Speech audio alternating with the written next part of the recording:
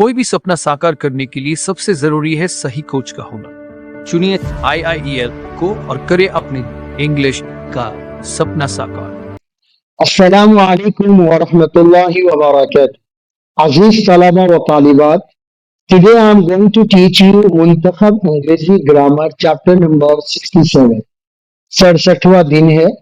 आज हम लोग इंग्लिश स्पीकिंग कोर्स के 67वें सबक में और मुंतखब अंग्रेजी ग्रामर पार्ट 2 के 67वें सबक में ये स्टूडेंट्स हम लोग फॉर्मल और इनफॉर्मल कॉन्ट्रैक्शंस को पढ़ेंगे। क्या होता है फॉर्मल और क्या होता है इनफॉर्मल कॉन्ट्रैक्शन, ये सभी मैंने अभी जस्ट थोड़ी देर पहले आपके सामने इस व्हाइट बोर्ड पर सारी बातें तफसील से समझा चुका हूं। अब आपकी दरखास्त थी कि सर जो बातें अभी आप व्हाइट बोर्ड पर समझाए हैं इसे अब जरा सा किताब से भी समझा दीजिए तो आपकी मेहरबानी होगी और हम पूरी बात बहुस्न को भी समझ जाएंगे। तो इंतजार की घड़ियां खत्म, आप अपनी नजरें स्क्रीन पर जमाए रखिए और समझिए क्या होता है कॉन्ट्रैक्शन। क्यों अंग्रेज लोग अपनी बातों को इस तरह कॉन्ट्रैक्ट करके बोलते हैं कि हमें पल्ले भी नहीं पड़ता है, हम समझ नहीं पाते। इस सबक को पढ़ने के बाद इंशाअल्लाह ताला आप चाहे तो अमेरिका चले जाएं, लंदन चले जाएं, अफ्रीका चले जाएं और वहां के अहले लुगत से इंग्लिश में बातचीत करें, तब भी आपको उनकी लैंग्वेज 100% समझ में आएगी। तो ये बहुत ही लाजवाब क्लास होने वाला है। I request you please listen to me carefully.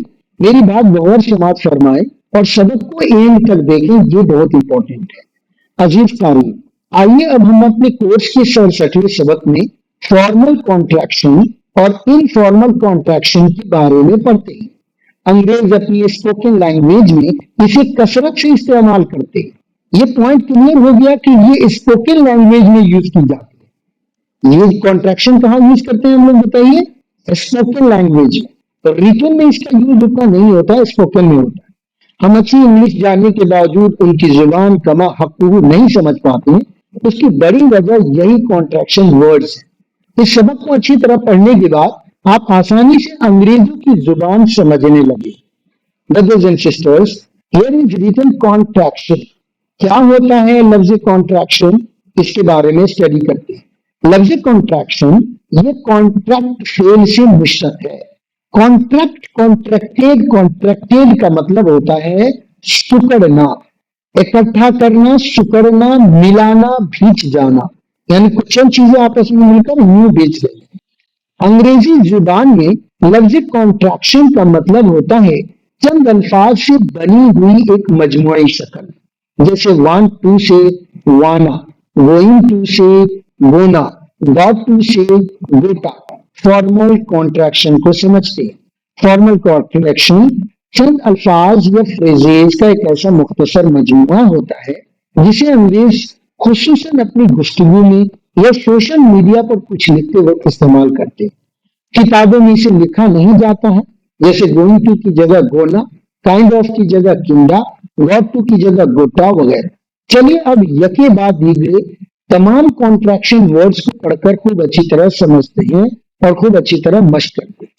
अगर आप इन तमाम कॉन्ट्रैक्शन वर्ड्स को जो अभी मैंने आपके सामने व्हाइट बोर्ड पर भी बड़ी तफसील से एक्सप्लेनेशन किया है, इस पर आप महारत पैदा करना चाहते हैं तो आप इसको एक एक कॉन्ट्रैक्शन से सैकड़ों जुमले बनाइए और खूब मश्क कीजिए और अपनी जुबान में इसे जगह दीजिए।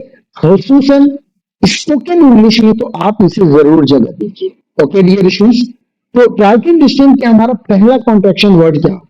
पहला कॉन्ट्रैक्शन वर्ड होता है वांट टू का शॉर्ट फॉर्म वाना। वाना कब बोलेंगे? जब कभी भी आप प्रेजेंट सिंपल में आप कहते हैं कि मैं ऐसा करना चाहता हूँ, मैं बोलना चाहता हूँ, मैं लिखना चाहता हूँ, पढ़ना चाहता हूँ, यहाँ पर आप वाना प्रयोग करें। मैं जाना चाहता हूँ, आई वाना गो। मैं बोलना चाहता हूँ, आई वाना स्पीक। मैं लिखना चाहता हूँ, आई वाना राइट। मैं आपसे मिलना चाहता हूँ, आई वाना मीट यू। क्या तुम मिलना चाहते हो? Do you wanna meet me? तुम क्यों नहीं बोलना चाहते हो? Why don't you wanna speak? तुम क्यों नहीं मेहनत करना चाहते हो? Why don't you wanna work hard? तुम कब आना चाहते हो? व्हेन डू यू वाना कम? तुम कहाँ जाना चाहते हो? वेयर डू यू वाना गो? इस तरीके से आप अपनी जुबान में आप इसे प्रयोग करें। आई वाना गो होम, मैं घर जाना चाहता हूँ। व्हेन टू को शॉर्ट फॉर्म में गोना बोला जाता है।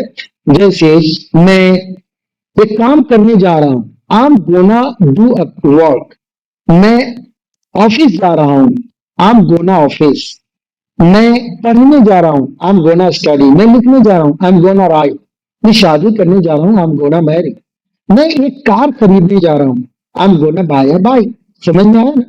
हैव गॉट टू को डियरेशंस गॉट टू को गोटा यूज किया जाता है। जैसे I have got to work, मुझे काम करना पड़ता है। तो पढ़ना के लिए जिस तरीके से हैव टू को यूज किया जाता है, वैसे ही इंग्लिश लैंग्वेज के अंदर गॉट टू को भी प्रयोग किया जाता है। जैसे मुझे बोलना पड़ता है, I have got to speak. यहां पर आप कह सकते हैं I have gotta speak.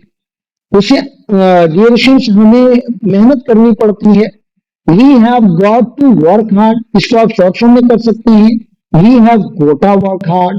Durations need to को नीड आ बहुत ज्यादा कसीरुल इस्तेमाल है। जब भी आपको किसी चीज की जरूरत हो, ओके ड्यूरेशंस नीड टू को नीडा कहा जाता है। जब भी आपको किसी चीज की जरूरत हो तो देखना पड़ेगा कि किसी नाउन की जरूरत हो रही है या किसी वर्ब की। अगर नाउन की जरूरत हो रही है तो आप नीडा के बाद डायरेक्ट उस नाउन को लाइए, नहीं सॉरी तब नाउन नहीं लाएंगे। ये सिर्फ नीडा एक बहुत ज्यादा कसीरुल इस्तेमाल वर्ड है। आमतौर पर जब कभी हम अपनी जरूरतों की बात करते हैं तो उस वक्त नीडा को प्रयोग करते हैं। नीडा के बाद आमतौर पर हम वर्ब का फर्स्ट फॉर्म लाएंगे। जैसे मुझे जाने की जरूरत है, आई नीडा गो। मुझे कुछ खरीदने की जरूरत है, आई नीडा बाय समथिंग। मुझे एक मोबाइल लेने की जरूरत है, आई नीडा बाय अ मोबाइल। मुझे इंग्लिश सीखने की जरूरत है, आई नीडा लर्न इंग्लिश एटसेट्रा। इस तरीके से brothers and sister, give me को गिमी बोला जाता है। जैसे मुझे वो किताब दो, give me that book. Let me को लेमी अंग्रेज बोल देते हैं। जैसे मुझे देखने दो, लेमी सी। मुझे पढ़ने दो, लेमी रीड। मुझे आने दो, लेमी कम। मुझे जाने दो, लेमी गो। मुझे बताने दो, लेमी टेल। मुझे पढ़ाने दो यार, लेमी टीच। तो डियरेशंस इसका भी यूज बहुत ज्यादा होता है। एक और वर्ड है 7 नंबर पर, डोंट नो, जिसको इंग्लिश लैंग्वेज के अंदर डोनू कहा जाता है। जैसे अगर आप कहते हैं मुझे इसके बारे में कुछ मालूम ही नहीं, तो आप बोलिए I don't know about it. इसको शॉर्ट फॉर्म में बोलिए I don't know about it. क्या तुम खुर्शी सर को जानते हो? Do you know Khurshi sir? मैं नहीं जानता हूं, I don't know Khurshi sir. इसको आप बोलोगे I don't know Khurshi sir, I don't know Khurshi sir. ये स्टूडेंट्स अगला वर्ड है डोंट यू, जिसको इंग्लिश लैंग्वेज के अंदर डोंचा बोल दिया जाता है। ये आमतौर पर कॉन्ट्रैक्शन करने के बाद होता है, तो डोंचा आप बोल सकते हो। क्या तुम खुर्शी सर को नहीं जानते हो? डोंचा नो खुर्शी सर। क्या तुम इंग्लिश नहीं बोलते हो? डोंचा स्पीक इंग्लिश। क्या तुम मुझे नहीं जानते हो? डोंचा नो मी। क्या तुम यहाँ नहीं रहते हो? डोंचा लिव हियर। इस तरीके से हैव टू को हैफ्टा और हैज टू को हैसा बोल देते हैं। ये भी पढ़ने के मानो में होता है। जैसे मुझे जाना पड़ता है, ये हैफ्टा गो। मुझे लिखना पड़ता है, ये हैफ्टा राइट। मुझे कमरे की सफाई करनी पड़ती है, I hafta clean the room. और मुझे एक एप्लीकेशन लिखना पड़ता है, I hafta write an application. Has to को हैस्टा बोलेंगे। जैसे कि आप कह सकते हैं उसे जाना पड़ता है, ही हैज टू गो। उसे आना पड़ता है, ही हैज टू कम। उसे बताना पड़ता है, ही हैज टू टेल। उसे मेहनत करनी पड़ती है, he has to work hard. और ये यूज टू को यूज्ड बोल दिया जाता है। जैसे मैं दिल्ली में रहा करता था, I used to live in Delhi. कैसे बोलोगे bro? I used to live in Delhi. मैं देवन में पढ़ा करता था, I used to study in Devan. और मैं बचपन में कंचे खेला करता था, I used to play marble in my childhood. मैं पतंग बहुत उड़ाया करता था, I used to fly the kite. और आउट टू को ओटा बोल दिया जाता है। जैसे यू ओटा रिस्पेक्टिव लीडर्स, अपने बड़ों की इज्जत करनी चाहिए। वुड हैव को वुडा बोल दिया जाता है। जैसे मुझे वो वक्त पर पहुंच चुका होगा, तो he would are reach at time. ये वुड हैव ये कब प्रयोग करेंगे? जब वो इससे पहले कोई माजी का सेवा आया। आपको बखूबी मालूम है कि किसी माजी के सेवे के बाद अगर फ्यूचर की बात होती है तो उस फ्यूचर के लिए हम वुड की ताबीर इस्तेमाल करते हैं, न कि विल की। तो यहाँ पर डियरेशन कहीं ना कहीं इससे पहले कोई माजी का सेवा होगा, शुड हैव को शुडा। जब कभी आप माजी के बारे में कोई एडवाइस देते हैं तो उस सूरत में आप डियरेशन शुडा को प्रयोग करते हैं। फॉर एग्जाम्पल, मुझे इंग्लिश सीखनी चाहिए थी माजी में, आई शुड लर्न इंग्लिश। और डियरेशन कहना है कि तुम्हें पैसे अदा कर देने चाहिए थे, you should pay the money. Must have को मस्ट बोला जाता है, हमें जरूर वक्त पर आना चाहिए। We must come on time, we must come on time. हमें जरूर क्लास अटेंड करना चाहिए, we must attend the class. Could have को डियरेशंस कुडा कह दिया जाता है। जैसे वो मुझे बता सकता था ही कुडा टेल मी, ही कुडा टेल मी, और आई एम गोइंग टू को डियरेशंस अइम्मा बोल दिया जाता है। अइम्मा हमारे हिंदुस्तान के अंदर अइम्मा हजरात है। मैं सोने जा रहा हूँ तो अइम्मा स्लीप, मैं सोने जा रहा हूँ अइम्मा स्लीप, तो मैं पढ़ने जा रहा हूँ अइम्मा गो, अइम्मा रीड, मैं खाना खाने जा रहा हूँ अइम्मा ईट फूड। ओके, डियरेशंस इस तरीके से बोल सकते हैं। ब्रदर्स, यहाँ पर कुछ और लफ्ज है। डू यू को डियरेशंस अंग्रेजी में डू यू बोलते हैं। क्या तुम्हें मेरी किताब पसंद है? Do you like my book? Watch have you को इंग्लिश लैंग्वेज के अंदर वचा बोला जाता है। तुम्हारे हाथ में क्या है? Whatcha got in your hand. Whatcha got in your hand मतलब what have you got in your hand, ये जुमला था। टेलन को टेल गेम को टेलन कहा जाता है, जिसे उन्हें प्रोग्राम के बारे में बता देना। Tell him about the programme. Example को इन इट बोल सकते हैं, ये अच्छा है ना। It's good in it, it's good in it. Ought to को ओटा बोल दिया जाता है। डियूरेशन चुनाव से कहना है कि मैं 2 दिन से बाहर हूँ। आई एम ओटा देवगन, आई एम ओटा देवगन। काइंड ऑफ को काइंड ऑफ बोला जा सकता है, ये आम की किसी में है। It is a kind of mango, it is kind of mango. और सॉर्ट ऑफ को सोटा, उसकी अंग्रेजी बहुत हद तक अच्छी है। His English is sorta good. और ये लॉट ऑफ को अलोटा बोल दिया जाता है, वो बहुत चॉकलेट खाया करता था। He used to eat a lot of chocolate। ये used to क्या है? Used to। और a lot of क्या है? A lot of। पूरा जुमला क्या होगा? He used to eat a lot of chocolate। cause को डियरेशंस because को cause भी बोल दिया जाता है, और you को या इंग्लिश या। let us को लेट्स बोल देते हैं, lot of को लोटा बोल देते हैं, cup of को कप्पा बोल देते हैं। और डियर स्टूडेंट्स, कुछ और वर्ड्स हैं, देखते हैं। Combining words. कंबाइनिंग वर्ड्स भी मिले हुए लफ्जों को कहते हैं। अंग्रेज अक्सर अपनी मादरी जुबान में लफ्जों को कंबाइन करके बोलते हैं। खुसूसन क्वेश्चन वर्ड्स, हेल्पिंग वर्ब्स और सब्जेक्ट को कुछ इस तरह कंबाइन कर देते हैं जिसे आपके लिए समझना बहुत मुश्किल हो जाता है। आइए अब हम इन कंबाइनिंग वर्ड्स पर भी एक नजर डालते हैं, ताकि आप अंग्रेजी की मादरी जुबान समझ सके। याद रहे कि इसे सिर्फ बोला जाता है, लिखा नहीं जाता है। नंबर 1 है व्हाट डू यू।